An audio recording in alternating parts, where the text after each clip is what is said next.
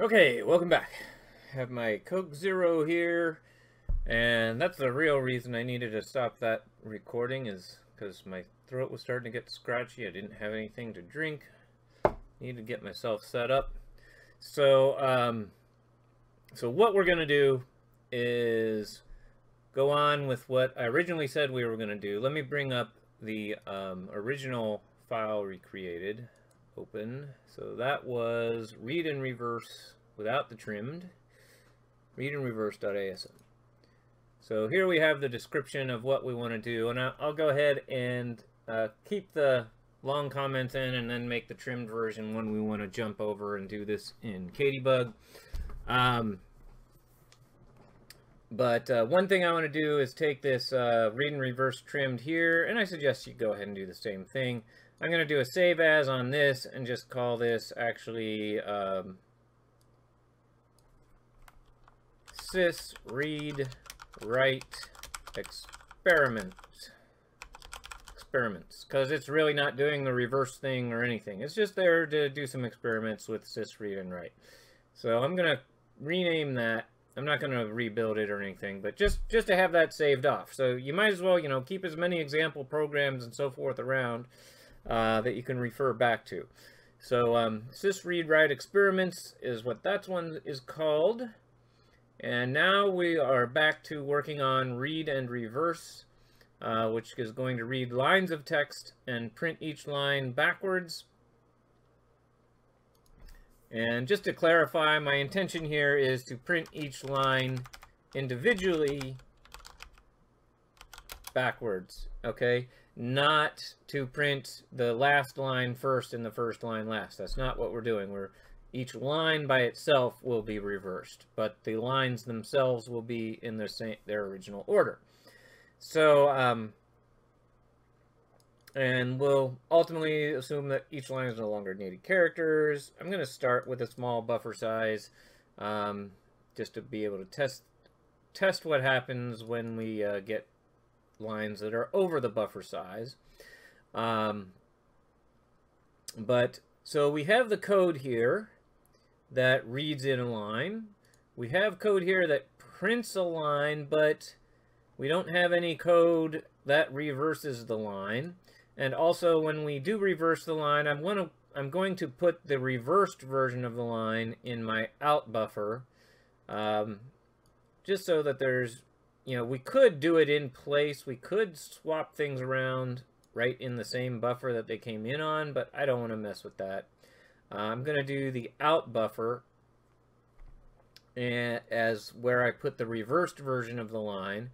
And so we might as well come here and change this to out buffer. And you'll remember that we talked about after the sysread happens, EAX will have the return value, which is the number of bytes that sysread read. And and that's what we could copy here to say how many bytes for the syswrite to print. But we're not going to be able to do that now. So I'm just going to put some question marks there for now that we're going to have to go fill in later. We're going to have some way of saving that return value that comes back from the sysread and bringing it back. So how are we going to do that? Well, let's use memory for that. So right now, right after the sysread, let me do this.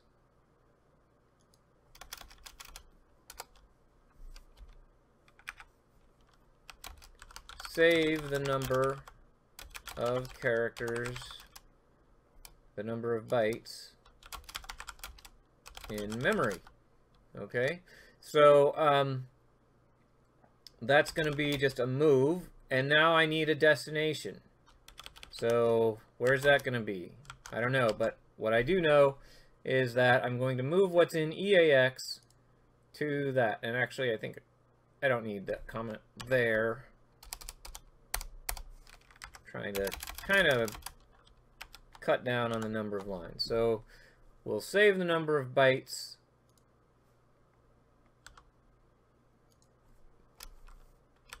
out in memory, okay? So the number of bytes read in, let me actually say that in a comment. Number of bytes read in, we need to save out into memory. So where do we put that? Well, I'm going to create something new here. I'm going to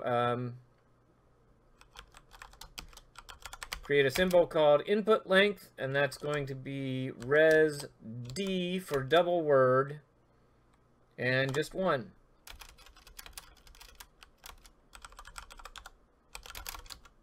So reserving a double word to store the input length.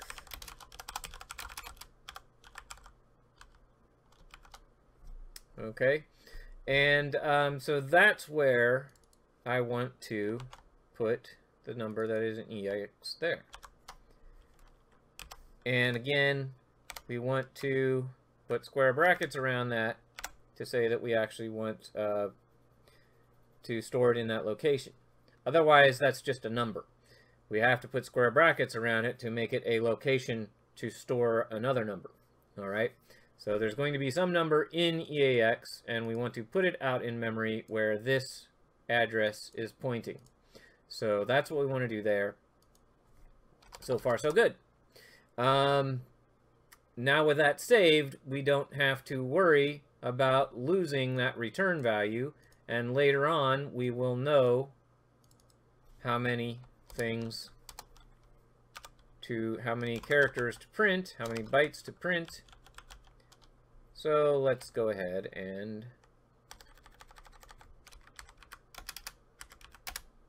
do that.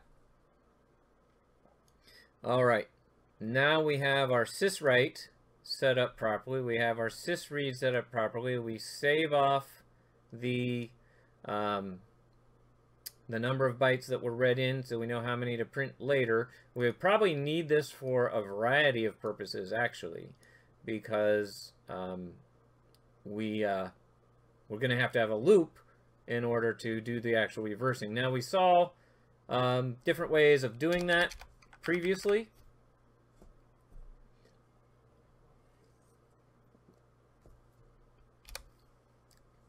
So we might as well do that again. Now, first of all, we don't want to reverse the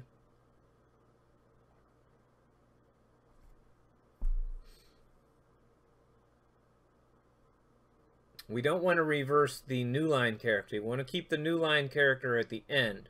So if EAX is telling me how many bytes I read in, and we treat that as an index, we actually want to subtract 2 from it. Okay, and we could do that as a, I kind of like using hexadecimal. You don't have to, but I like it. We're going to subtract 2 from that, and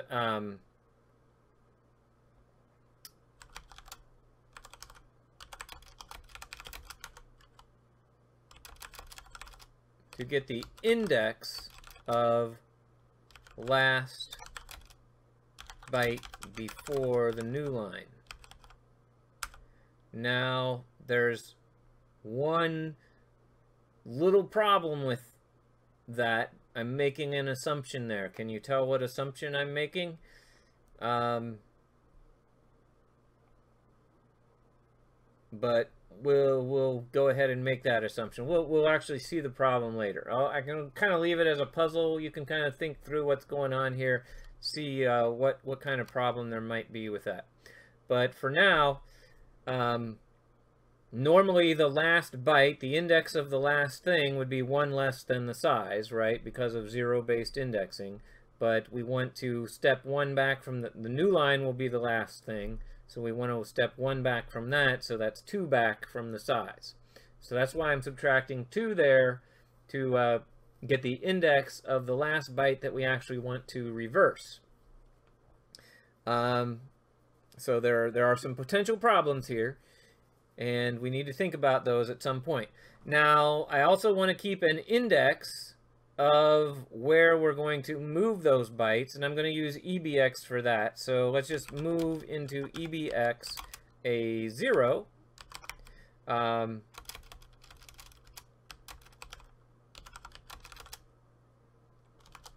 So this will be the index of the reversed destination byte. And so this will be the not reversed source byte. Okay. So EAX is going to go down, EBX is going to go up in our loop, and we're going to swap a byte. So this is going to be very similar to what we did before. So I'm using different registers for different purposes. I'm not using the same registers I used before, but same basic idea. So now I'm going to move into this time I'm going to use A. No, I can't use A. I'm using EAX and EBX already. So let's use, say, CH. That's a 1 byte register, 1 byte out of the ECX. Out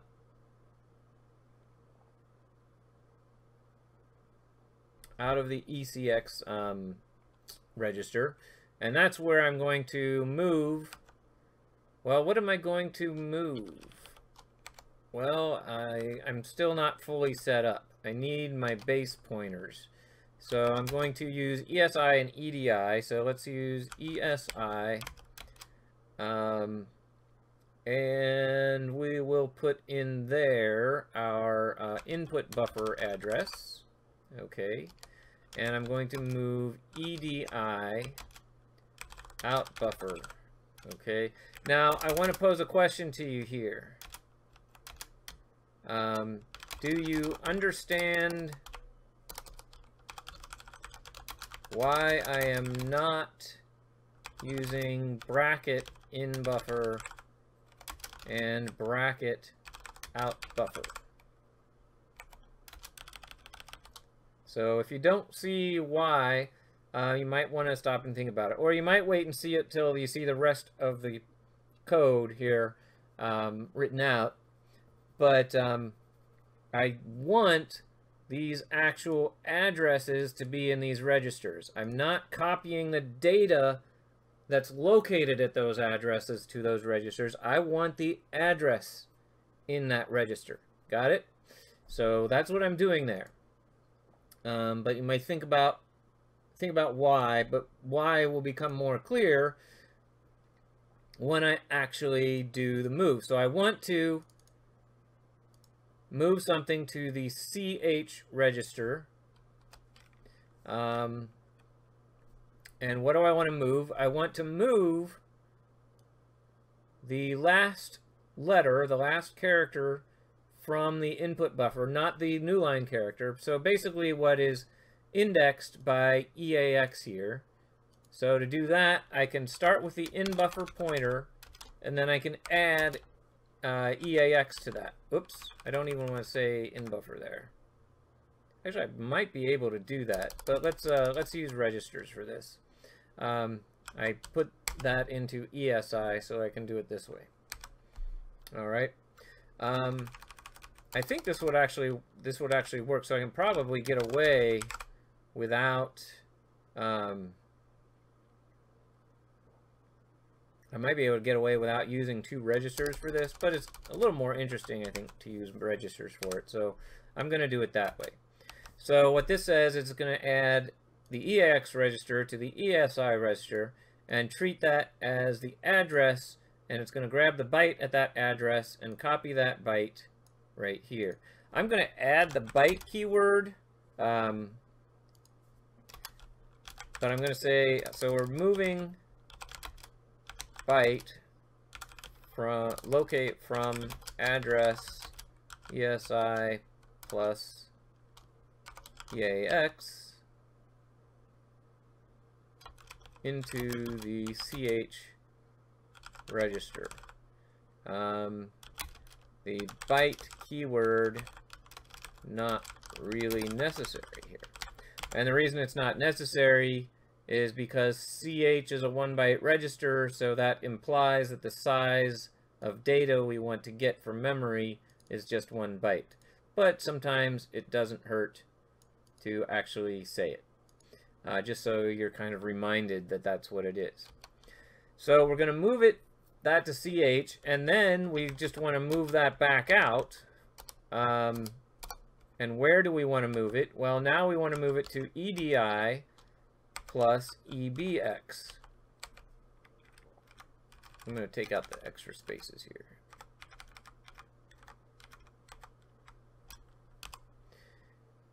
And we're moving that from the ch register. So move byte from register ch to memory location edi plus ebx.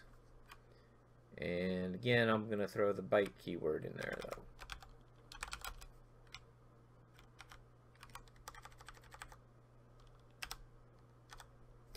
So once again, byte keyword not really necessary there. The only time you need these size keywords is if your two operands, if neither of them already implies a size. So if one of your operands is a register, it has a specific size, that determines the size of the data that you're going to move around. But if both of your operands are not registers, which usually one of them is, so it's actually not that often that you need these keywords. But if you ever get an error message that seems to make that a problem or something, when in doubt, go ahead and put the keyword in for the size that you want moved, just to be sure that it's absolutely clear. Even if it's not necessary, it doesn't hurt anything. Okay, so so now that copies the byte from here to there. Unfortunately, we cannot do this in one step. We have to move it into a register, then out of a register. Now, the next thing we need to do, we need to decrease EAX and increase EBX. So let's do DEC EAX and increment EBX. We could just do that with add and subtract sub EAX 1 add EBX 1. Does the same thing basically, but the increment and decrement operators are smaller. Takes fewer bytes for the machine language of those. And actually that should have been dec, and that should be inc. So you could do that either way. And finally, we need to know when we are done. And there's different ways we could go about this. Since the last thing I have here is incrementing EBX, let's compare EBX to how far we want to go. Actually, that might be a little bit of a problem because I subtracted EAX, I subtracted 2 from that.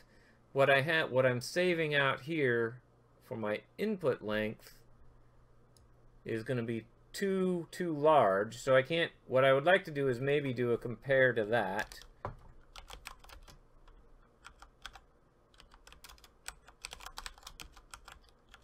Compare EBX to the input length, but what I really need is the index, compare it to the last index, which is going to be 2 smaller than that. So that's not really a good way to compare it. So let's compare EAX to 0. So that way we know when EAX drops less than 0, we know we want to continue on. So as long as it's greater than or equal to 0, so we use a jump greater than or equal again, and jump back up to this instruction here, which means I need a label for that. So let's call this the reverse loop, or the rev loop. And let's make that the destination of this jump, like so. So jump if greater or equal to, back up here to repeat this process over and over and over again. That should take care of doing the reversal. And now I think we have everything in here we need to reverse one line if I didn't make any silly mistakes. So I don't know if you're able to look at this and catch me in a mistake. Unfortunately, this is not live, so you can't raise your hand or throw something at me in the classroom to call my attention to it. But, you know, pat yourself on the back if you can spot a mistake in here before I go to try to build and run it. So let's see what happens. So NASM, I need to just call this build and reverse. And the LD command, take off the trimmed, take off the trimmed. And finally, let's just stop, do read and reverse like that, and just see if it works. So let's type in Quert, and Trewq, T-R-E-W-Q came back out. We didn't get a new line. Why not? Because we never put a new line into the output buffer. So that's one little mistake. Did you catch that before we built and ran it? So yeah, so now we are for the SysWrite, we're using the out buffer, but we never did anything to put a new line into the out buffer. Now, what we can do is we can say that we know we want a new line at the end, so that's going to be indexed by EBX, which has been counting up here. So I can actually use EBX and EDI to put a new line. I'm just going to say move to location EDI plus EBX A0XOA. So put a new line character at the last, at the end of the output text, okay, of the reversed text. Let's say it that way.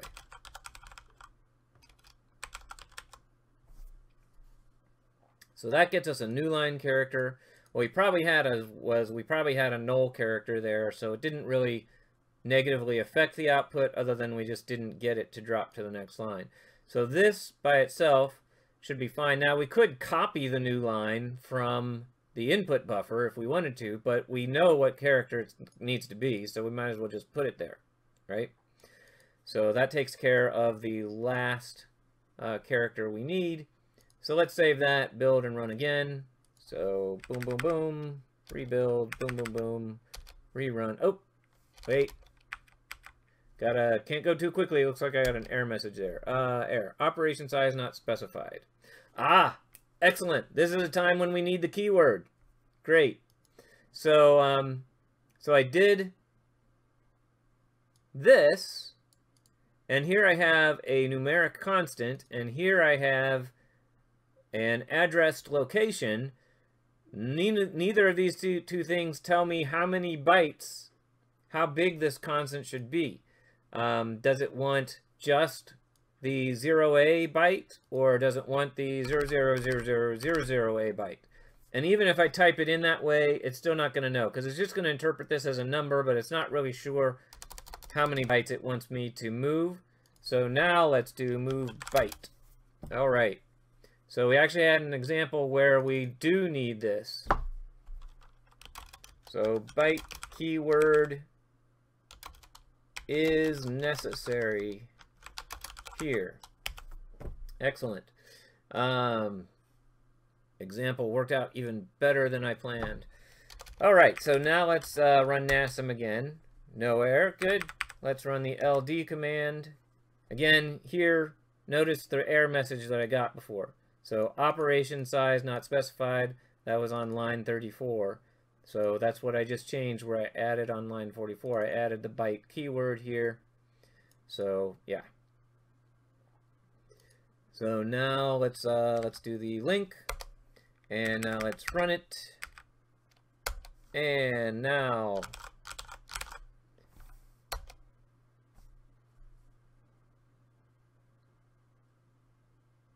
Oh, I went over my size. I only had a buffer of size 10, so it only picked up these first 10 characters.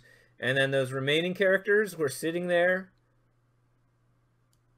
waiting to be used. And so the shell here interpreted this ER that I typed here as a command, and then it's telling me that that command is not found. So there you go. So let's go ahead, and so that kind of gives you an idea of what happens if the buffer is too long. What happened to the W? I'm going to leave that as a puzzle to you. Look at what I've got here. Look at what I typed in.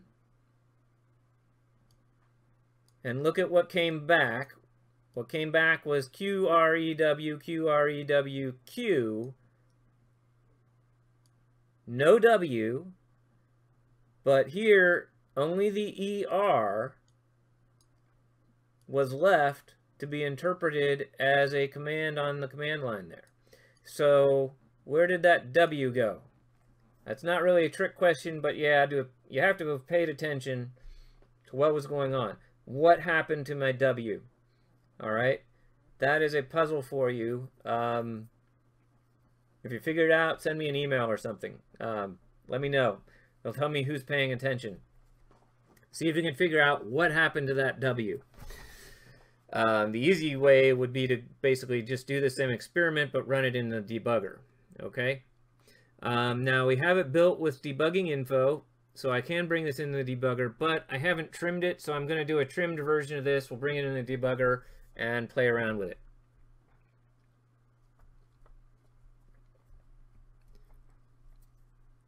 Actually, no, I don't think we need to bring this in the debugger. We're going to finish the program. So what we've done is what we'll do a single line of text, all right?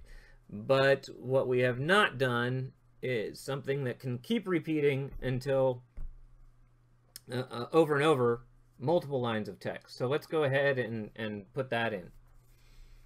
All right, so basically we want to take this whole process here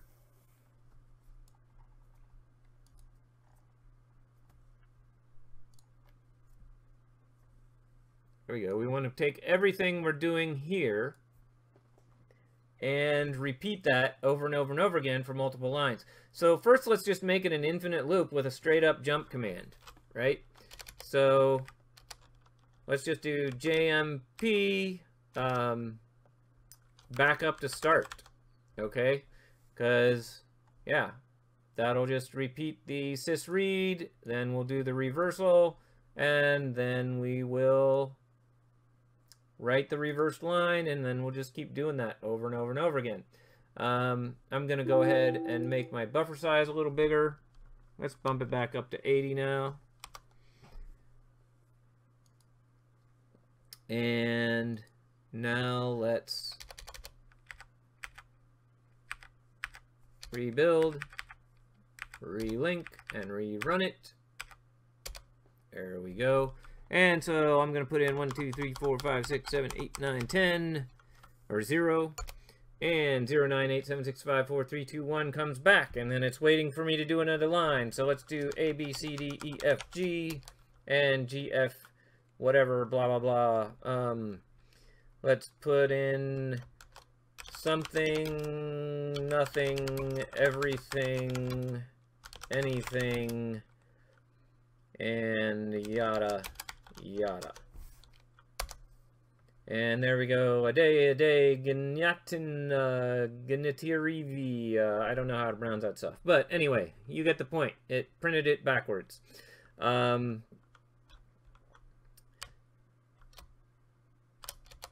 there we get some X's, and then we get the big X's first. So, ooh, I get kind of a optical illusion effect when I'm looking at those rows of X's. Interesting. So that's in an infinite loop. If we want to kill it, we'll have to hit Control-C, kill it. What if we want to go basically until end of file? Then what we need to do is come over here, edit the program again, and if you'll recall, we get the return value of the sysread in register EAX. That's what we actually saved off to memory here so we could have it later. That return value is normally the number of bytes that it reads. However, if it hit the end of file, it won't read any bytes, so it should return as 0. It might also encounter certain error conditions, so regardless of whether it hits end of file or for some reason there's an error in attempting to read, would probably be a good idea to just go ahead and exit the program. So we're looking for a 0 or negative number in that return value, which should be in the register EAX. As long as we don't put other instructions in between here that change EAX, we can just still look at EAX. So to do that, I actually edited, and I actually had to stop and had technical difficulties, so I'm re-recording this section of video. But I've already done this, so if I do some undos here, where I just erased what I put in, there are the two lines that we need. We do a compare EAX to 0. That'll set the appropriate flags, and then the jump less than or equal to command will basically jump if the previous compare immediately before that was less than or equal to. And then we will jump to the exit symbol and do the steps that take care of an exit. So that breaks us out of the big loop that has an unconditional jump back up to start to keep reading lines of input.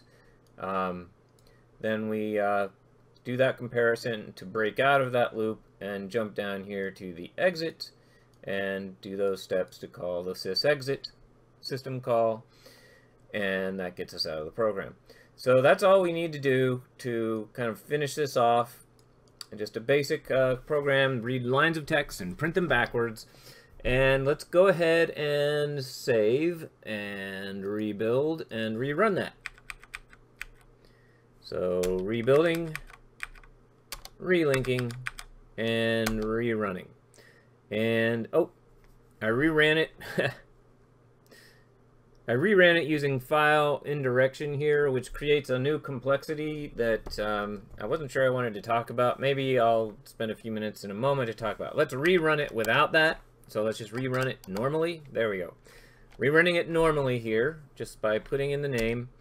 Now let's just type in some stuff like 1, 2, 3, 4, 5, 6, 7, 8, 9, 10, 0, 9, 8, 7, 6, 5, 4, 3, 2, 1, A, B, C, D, E, F, G, G, F, E, D, C, B, A, something, whatever, who, what, when, why, how, and we get all that stuff backwards. Doesn't matter what kind of stuff we put in here, it's gonna come back backwards. And every line we put in will do it. Now, when you're running a command in the terminal and you want to simulate an end of file, if it's looking for a file to end, for its input to end, then you can simulate that end of file with a Control-D. So that's not part of the program. There's nothing special we did in our program to look for a Control-D. It's just this is the way the terminal works to simulate an end of file in the input that a program is reading. So the program will think it has reached end of file, even though the input to this terminal can go on forever. And so I hit Control-D there. And if you're not quite hearing clearly what I'm saying, Control-D simulates end of file on standard input. Okay, and specifically on interactive TTY, and in other words, typed input. Okay, so that lets us give it an end of file, and so we see that it works. So everything's great, but let's look what I did up here. I wasn't going to show you this. I was going to wrap it up with just finishing out this program, but I guess since I accidentally slipped this line in, I'll explain what it's doing. So what we're seeing here is called file IO redirection. Okay, this is called IO. Actually, IO redirection is probably the better term for it. Sometimes called file redirection. Okay, that's what I'm showing you here. So if you take a command, any command that needs input from the Linux bash shell, let's take, for example, just the cat command. If you just run the cat command and you don't give it a file name, it takes standard input. So it's just going to echo lines that I type in back to me.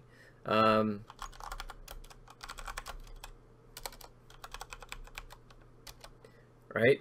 So the cat command is taking standard input and then printing those lines back out until it hits end of file, which I can do with the Control-D.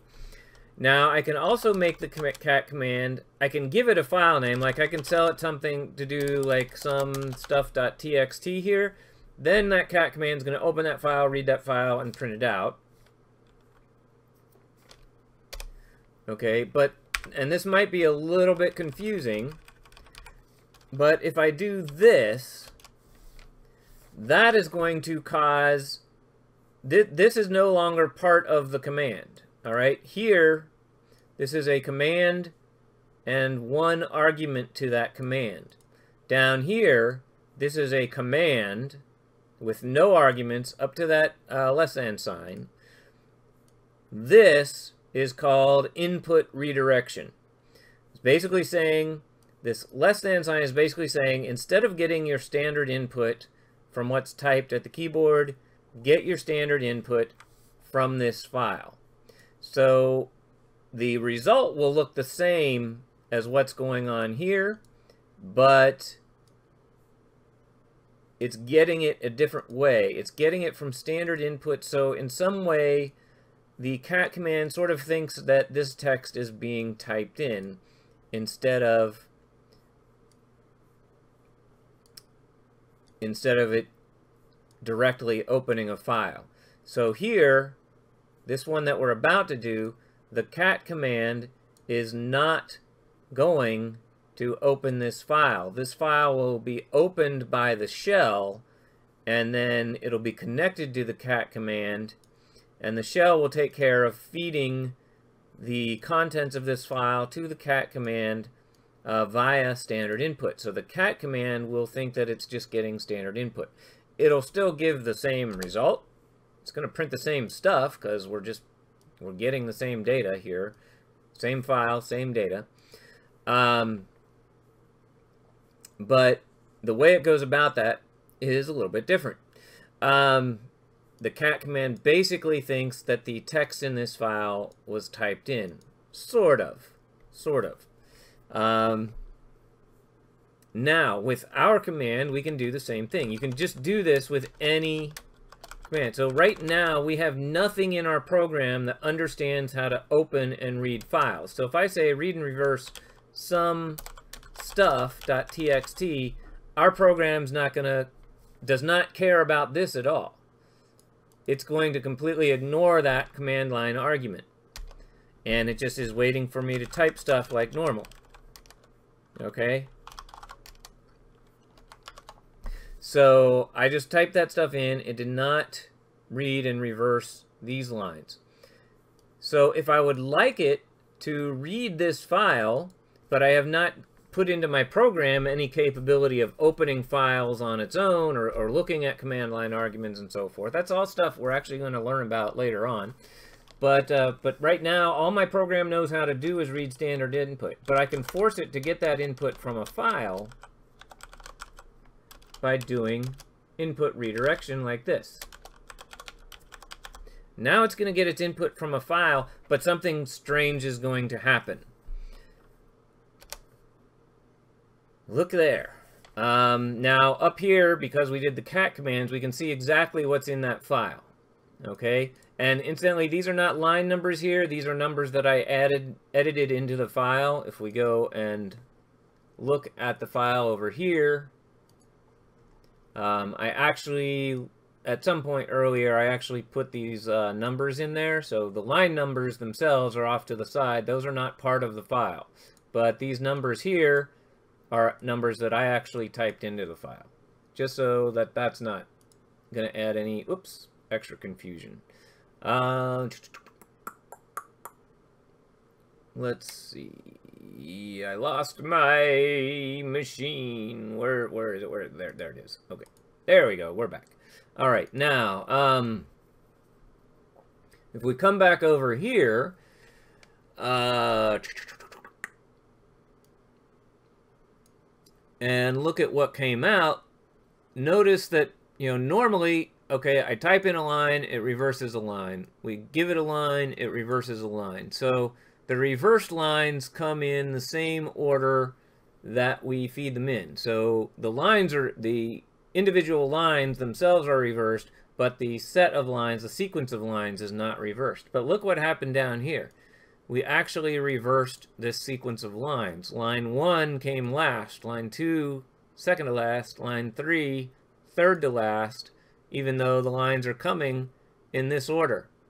Okay? Why did that happen? Well, that has to do with our buffer size and how sysread works when it's reading stuff that's not actually being typed in. That's why I said it's not quite the same as if this stuff is typed in. All right? When you redirect from a file,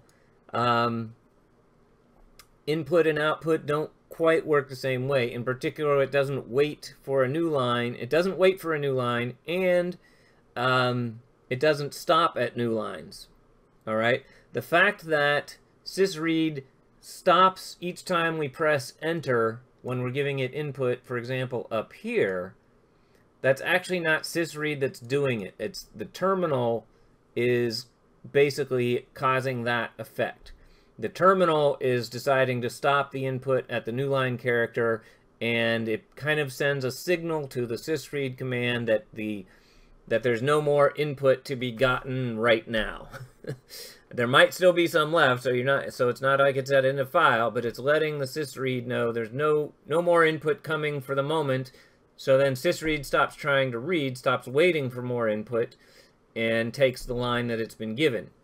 Down here, there's no pausing, there's no terminal intervening to break this up into individual lines, and so sysread just gets its entire buffer. Here, the file is only about 60 characters long, and our buffer size, if you remember, let's come over to our program, our buffer size we set to 80.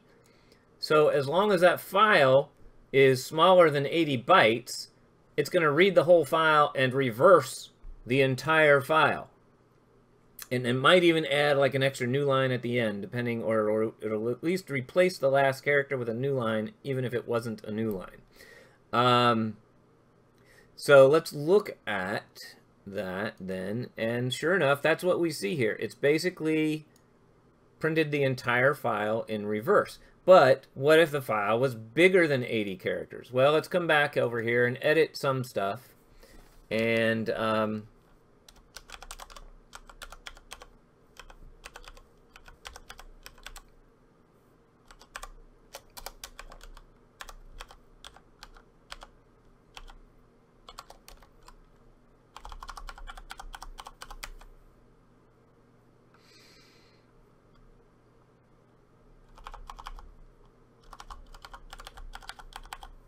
actually, wait.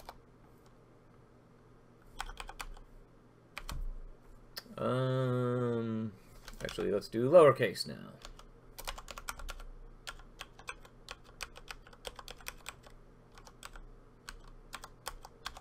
That should get us a bit more than 80 characters there. That's takes us up to around 100 or so.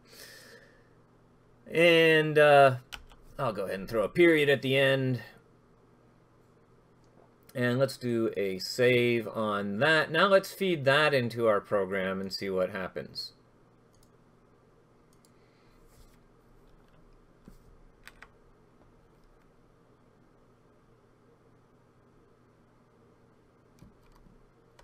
Yep, no, I still want to say somestuff.txt. So we're feeding somestuff.txt as standard input into our program. Now it's a larger file. And now notice that it did not reverse the entire file. If you count all the characters here, you should find, if you include new lines, you should find that there are 80 or maybe 79 characters. Notice that the last thing it found was a Q. So it went from, it got the first 3 lines, then part of the 4th line up to Q. All right. Now, then it read the rest of the file, and so that's what we're seeing here. Okay. So we only got part of the 4th line, and we reversed that. Then we reversed part of the 3rd line, 2nd line, 1st line. So we basically got the first 3 lines and reversed those. If we look at it in the editor, it's maybe a little bit easier to see. So it looks like it read everything up to here and printed that in reverse, including the new line characters. Okay, so, and it also tacks on a new line at the end. So that is what it did the first time. So the first SysRead got a full 80 characters, okay, and printed those backwards. Then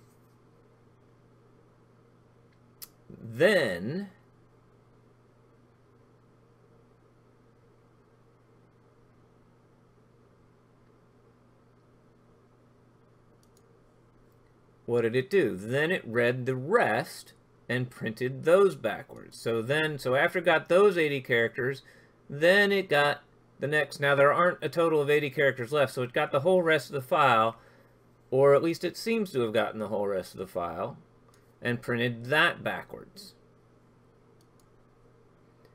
But actually it only went to S here. So it started with the S and printed that backwards. Starting at, well, I mean, it started at the period at the end of the last line, printed all that last line backwards, then it printed the Z, Y, X, W, V, U, T, S off of the 4th line, so it printed these characters backwards. So it basically printed, starting from here, printed all of this backwards, including the line break in between them. But what's missing from our output? R.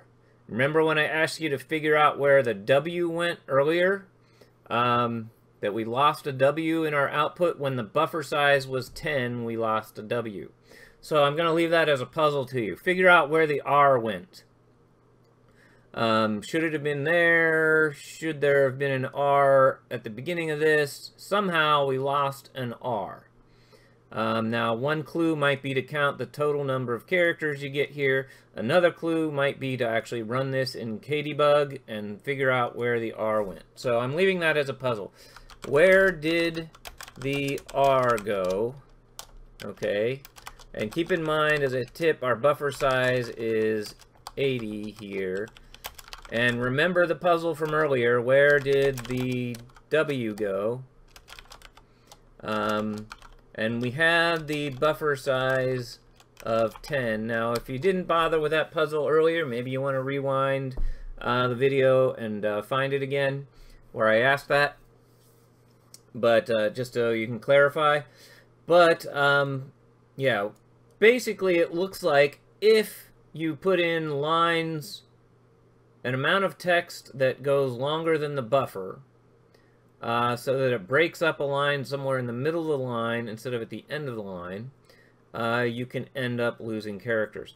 So whether it's this situation where we're reading a file and it's actually not automatically doing a sysread that breaks things up on new lines, or earlier when we put in a line that was longer than the buffer, what is happening to one of these characters in those situations? So this is not exactly the same situation, but they're closely related situations. Where did this R go and where did the W go earlier? Those are the puzzles I'm putting out there for you to try to figure out. Email me if you figure them out, and see what you can come up with. All right, so that wraps it up. This, I think, is all of the week 5 videos, finally. And I'll get this published, and that'll be that.